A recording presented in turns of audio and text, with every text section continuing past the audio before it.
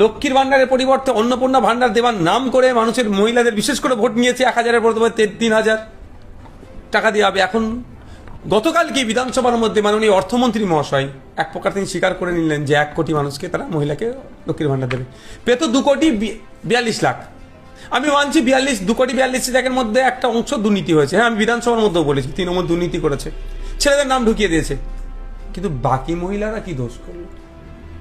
এরা 1 কোটি মহিলাকে দেবে টার্গেট, কেন এবারে 36,000 কোটি টাকার প্রজেক্ট রেখেছে।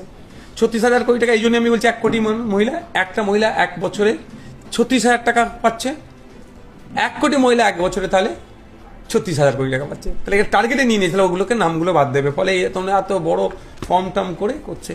এই নিয়ে যখন মানুষ তিতিবিরক্ত, মহিলারা ক্ষিপ্ত হয়ে উঠছেন, হকার গরিব সমাজের মানুষ, নিম্ন মধ্যবিত্ত গরিব মানুষরা যখন, হকাররা যখন তাদের দোকানপাট ঘুমটি ভেঙে দিচ্ছে, যখন ক্ষিপ্ত হয়ে উঠছে, তারপরে পরে কি পোস্ট ইলেকশন, প্রি ইলেকশন কি বলেছিল যে আপনার ক্ষমতায় নিয়ে আসুন, দিল্লির মতো পেট্রোল ডিজেলের দাম করে দেবো, 450 টাকায় গ্যাস পাবেন, অনেক কথা বলেছিল। আজকে সেগুলো ব্যর্থ হয়েছে।